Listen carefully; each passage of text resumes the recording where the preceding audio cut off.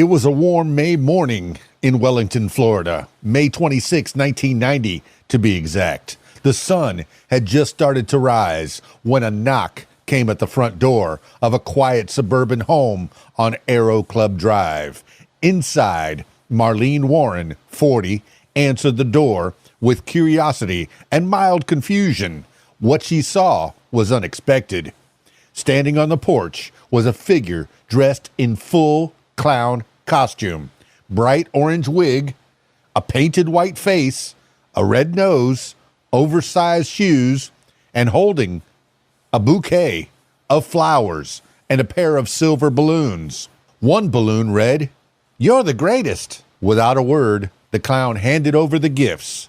Marlene smiled politely, probably assuming it was a cheerful surprise. Then, in a horrifying twist, the clown pulled a revolver from behind his back and shot her point blank in the face. Neighbors heard the gunshot.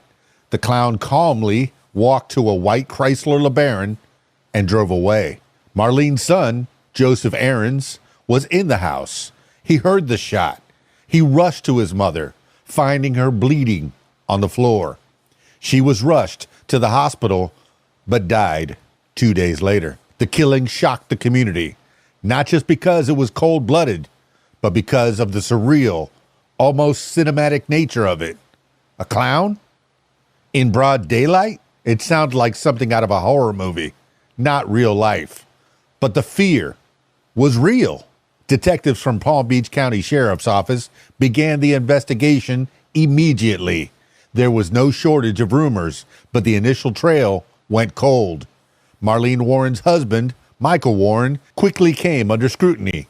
He owned a used car dealership and had a reputation for shady dealings.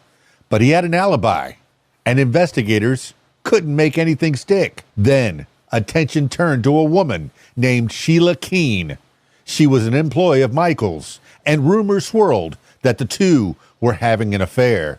Sheila denied it, and so did Michael, but it's hard to ignore the circumstantial evidence. Sheila bore a resemblance to the clown. Witnesses said she'd recently been buying a clown costume and balloons. A costume shop employee recalled a woman matching her description purchasing similar items days before the murder. A rental car matching the suspect vehicle was traced back to Sheila's name. Still, without physical evidence, no fingerprints, no murder weapon, no definitive proof, the case stalled. For over 2 decades, the mystery remained unsolved.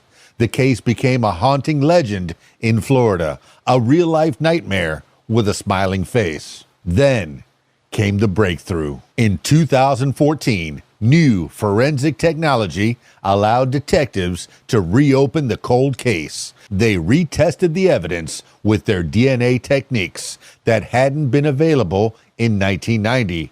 Fibers, hair, and other samples were reanalyzed. In 2017, authorities arrested Sheila Keene Warren, now married to Michael Warren.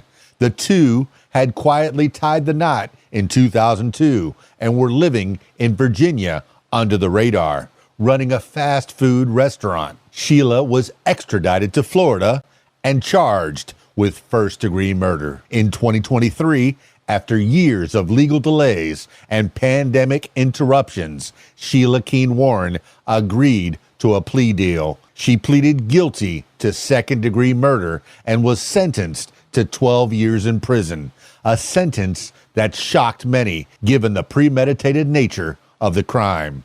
But after 33 years, Marlene Warren's family finally had a measure of justice. Eerie, haunting, real.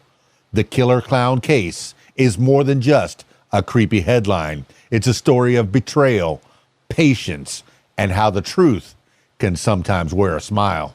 Of course it happened in Florida. KeysDAN, RadioWhat.com, DJLittleRock.com. Peace. I'm out of here.